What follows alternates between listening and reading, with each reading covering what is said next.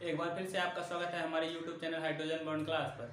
तो आज हम विद्युत धारा के बारे में चर्चा करने वाले हैं, मतलब कि इलेक्ट्रिसिटी के बारे में चर्चा करने वाले हैं कि इलेक्ट्रिसिटी क्या होती है, कैसे होती है। हमारे दैनिक जीवन में इलेक्ट्रिसिटी का बहुत ज़्यादा उपयोग हुआ है, जैसे कि बिना इलेक्ट्रिसिटी के कोई भी कार्य नहीं हो पा रहा है। आजकल इलेक्ट्रिसिटी वाली कारें, मोटरसाइकिल इत्यादि बन गए हैं और इलेक्ट्रिसिटी के द्वारा हम फैन का यूज भी करते हैं। तो इन्हीं से रिलेटेड मैं कुछ बातों को बताने जा रहा हूँ। तो विद्युत की परिभाषा क्या हो जाएगी कि इलेक्ट्रॉनिक उपकरण को चालू करने के लिए, ठीक है, इलेक्ट्रॉनिक उपकरण को चालू करने के लिए जो हमारी ऊर्जा दी जाती है उसे ही विद्युत कहते हैं। ठीक है। तो इसकी परिभाषा हम लिख रहे हैं, इलेक्ट्रॉनिक वस्तुओं को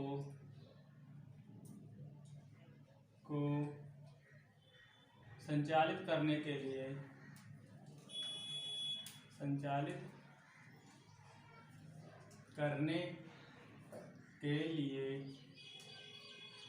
दी गई ऊर्जा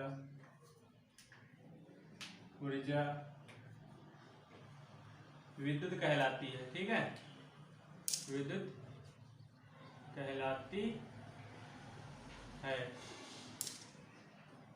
तो जैसा कि परिभाषा में बताया गया है कि इलेक्ट्रॉनिक उपकरण को या इलेक्ट्रॉनिक वस्तुओं को संचालित करने के लिए क्या करना पड़ता है, ऊर्जा को प्रवाहित करना पड़ता है, ऊर्जा देना पड़ता है। उसी ऊर्जा को क्या कहेंगे, विद्युत कहेंगे। ठीक, तो इसके अंतर्गत हम थोड़े परिभाषाओं के बारे में चर्चा करेंगे। इसके अंतर्गत हम विद्युत धारा के बारे में चर्चा कर रहे हैं। विद्युत धारा और आवेश। पहले हम विद्युत धारा के बारे में चर्चा करेंगे कि विद्युत धारा होता क्या है। ठीक, तो जिस परिपथ में, पहले ये करते हैं, इसके बाद हम पहले परिपथ के बारे में चर्चा करेंगे।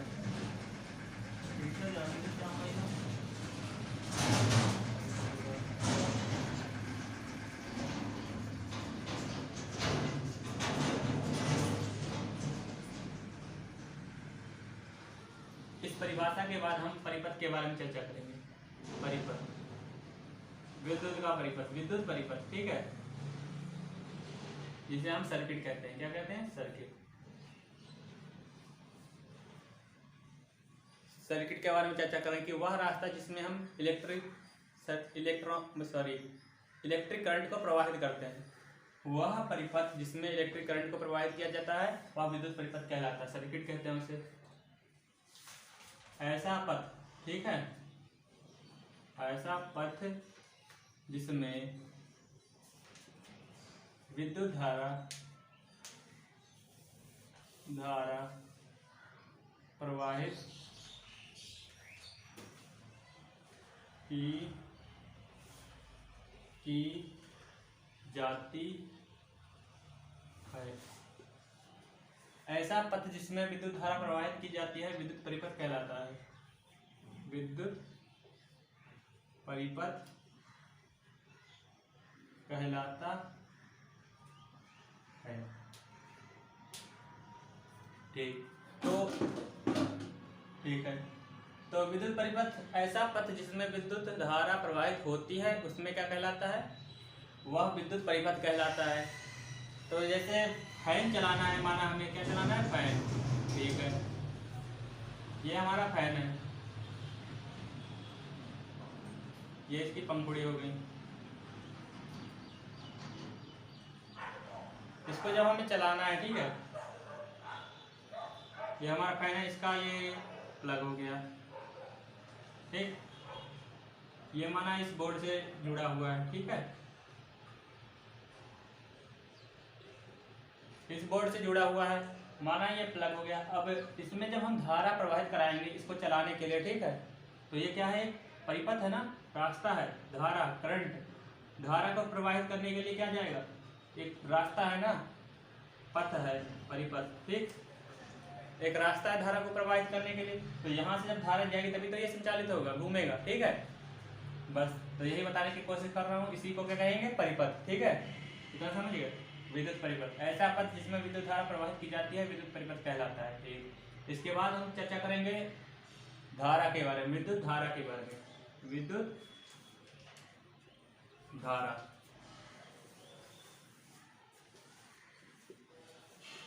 Electric current.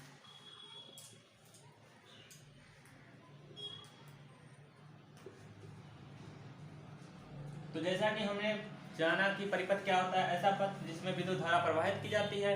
लेकिन विद्युत धारा की परिभाषा क्या होगी, इसी से मिलती जुलती होगी कि जिस परिपथ में किसी समयांतराल में, ठीक है, इसको साफ कर दें पहले। किसी समयांतराल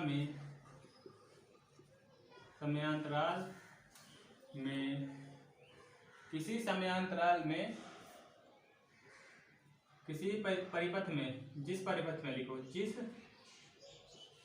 में प्रवाहित आवेश,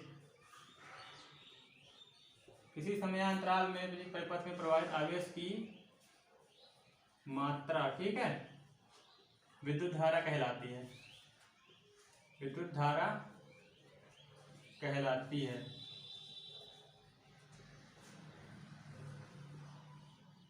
ठीक, कि विद्युत धारा क्या होता है, विद्युत धारा की परिभाषा हम कैसे लिखेंगे कि किसी समयांतराल में कोई निश्चित समय, ठीक है, कोई निश्चित समय होगा, जैसे 5 मिनट 10 मिनट, ठीक है, माना ये परिपथ है, कितना क्या है, ये परिपथ है, ठीक है, परिपथ हो गया सर्किट।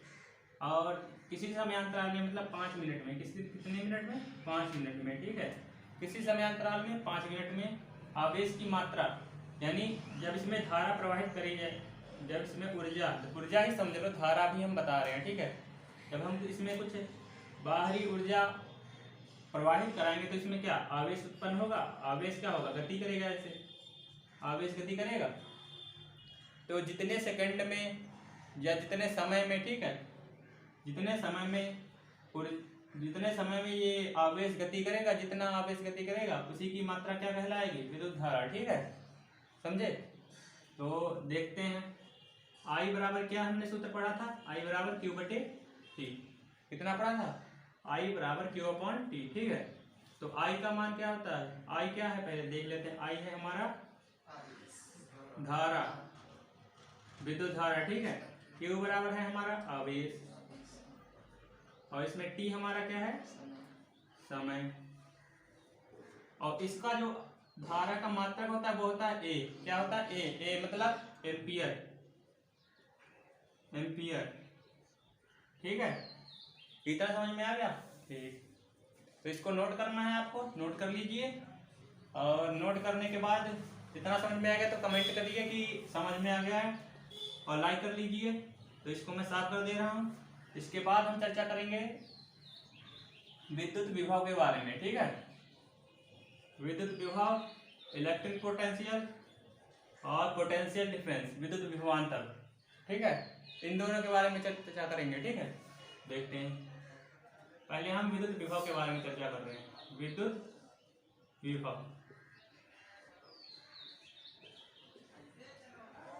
इलेक्ट्रिक पोटेंशियल, क्या कहते हैं, पोटेंशियल, ठीक है।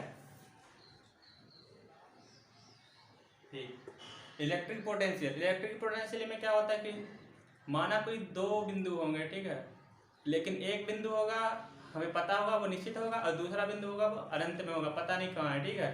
तो दूसरे बिंदु से मतलब कि अनंत से कोई आवेश को लाया जाता है, तो उसमें जितनी ऊर्जा प्रवाहित होती है, मतलब खर्च होती है, जितनी ऊर्जा खर्च होती है उसी को क्या कहते हैं, इलेक्ट्रिक पोटेंशियल, विद्युत विभव। तो देखते हैं, उदाहरण के लिए मैं ऐसे बता रहा हूँ कि माना कोई एक बिंदु ये है, ठीक है, एक अनंत में, कहाँ, अनंत में, ये दूसरा बिंदु क्या D है, ठीक है, अनंत में है, ठीक है, पता नहीं कहाँ है, ठीक, दूसरा बिंदु क्या है D, ठीक है।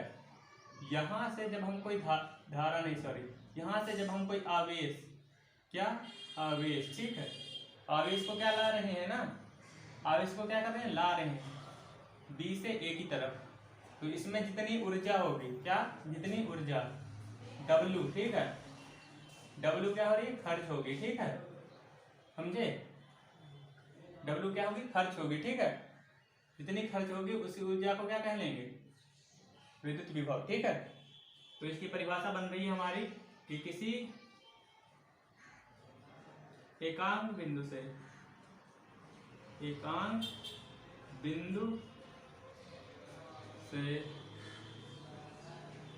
किसी एकांक बिंदु से दूसरे बिंदु तक आवेश को लाने में जितनी ऊर्जा व्यय होती है उसे ही विद्युत विभव कहते हैं, विद्युत विभव कहते हैं।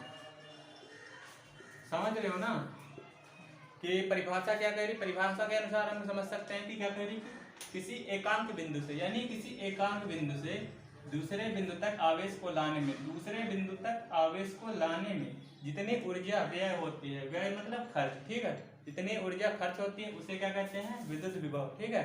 तो इसका सूत्र हमने पढ़ा था, विद्युत विभव को किससे प्रदर्शित करते हैं, V से, किससे, V से, ठीक है, V से प्रदर्शित करते हैं। तो इसका जो होता है सूत्र क्या बन जाएगा, W/Q, क्योंकि Q को लाने में किया गया कार्य ना, Q को लाने में किया गया W कार्य कितना होगा, V बराबर W/Q हो जाएगा सूत्र। इसका मात्रा क्या होता है, वोल्ट, क्या होता है, इसे V से प्रदर्शित करते हैं, ठीक है, इसे भी V, इसे भी V, ठीक है, इतना समझ गए ना, इतना समझ में आ गया। इसके बाद हम देखते हैं इसका सूत्र भी बन जाएगा जब हम कभी ऊर्जा निकालेंगे, क्या निकालेंगे, ऊर्जा, जब हमें ऊर्जा निकालना होगा कि इसमें कितनी ऊर्जा व्यय हो रही है, ठीक है, तो क्या हो जाएगा, ये V है, Q से गुणा हो जाएगा, VQ, ठीक, ऐसे हो जाएगा। और W का क्या होता है, मात्रा जूल होता है, इसे J से प्रदर्शित करते हैं, ठीक। और अगर हमें पूछेगा कि कितना आवेश था, ठीक है, कितना आवेश था, तो आवेश निकालने के लिए जानते हो Q बराबर क्या हो जाएगा, W/V, ठीक। आवेश का मतलब क्या होता है, कूलाम, कूलाम,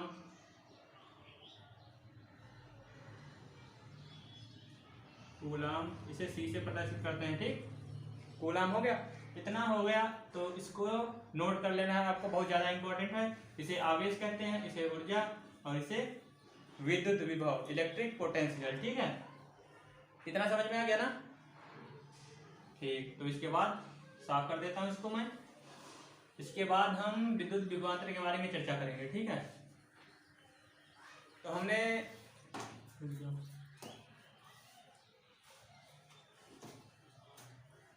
तो मेरे ख्याल से आपको विद्युत विभव समझ में आ गया होगा कि इलेक्ट्रिक पोटेंशियल होता क्या है। तो इसके बाद हम पोटेंशियल डिफरेंस के बारे में चर्चा करेंगे। क्या करेंगे? पोटेंशियल डिफरेंस के बारे में, मतलब कि विद्युत विभवांतर, विद्युत विभवांतर, इसको इलेक्ट्रिक पोटेंशियल भी कहेंगे, ठीक है, इलेक्ट्रिक डिफरेंस कह दो, ठीक है, अथवा इसको पोटेंशियल डिफरेंस भी कह सकते हैं, ठीक, पोटेंशियल डिफरेंस।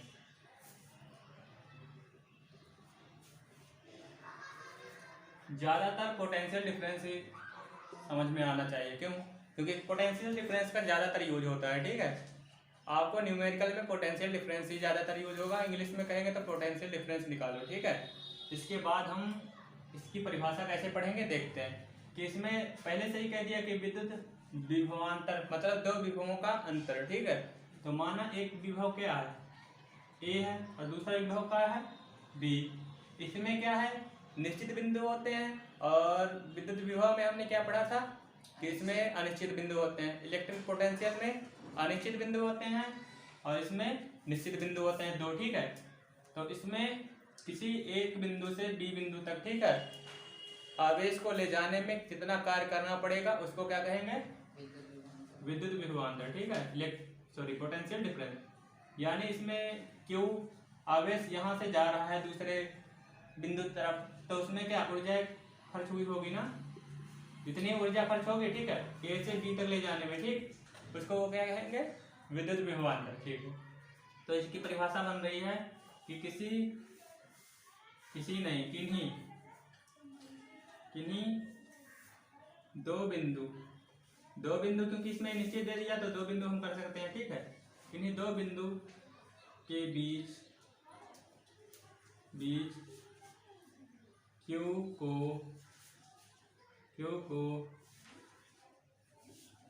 एक बिंदु से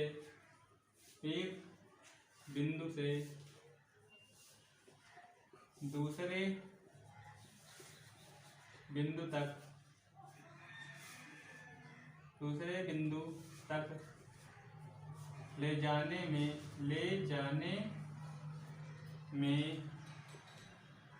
जितना कार्य करना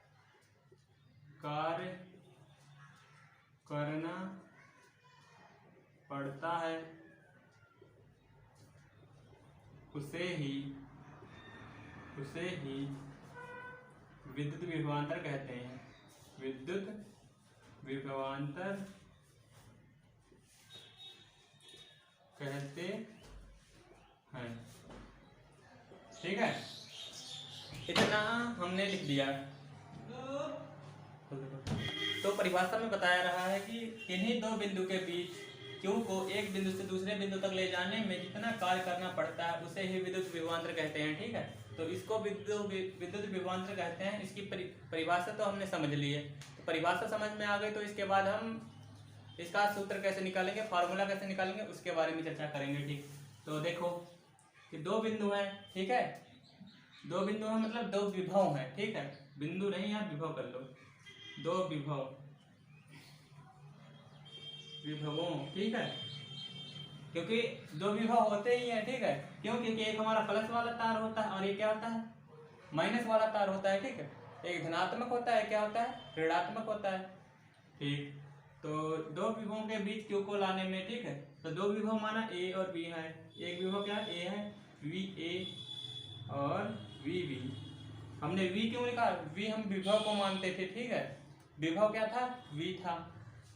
और इसके बाद एक बिंदु से दूसरे बिंदु तक ले जाने में जितनी ऊर्जा व्यय होती है, तो W बराबर मतलब ए बी हमने क्यों किया, क्योंकि एक बिंदु से दूसरे बिंदु तक ले जा रहे हैं ना, तो उसमें उतनी ऊर्जा होगी। और नीचे क्यू, किसको ले जा रहे थे, आवेश को हम क्यू से प्रदर्शित करते हैं। तो इसका मात्रक क्या हो जाएगा, वोल्ट। इसका भी मात्रक क्या होता है, वोल्ट। इसे भी हम V से प्रदर्शित करते हैं, ठीक है। तो विद्युत विभवांतर का मात्रक क्या हो जाएगा, वोल्ट हो जाएगा, और वोल्ट को क्या से, V से प्रदर्शित करते हैं। तो इतना समझ में आ गया तो आप बताइए, कमेंट करके बताइए, लाइक कीजिए, कमेंट कीजिए और सब्सक्राइब कर लीजिए चैनल को।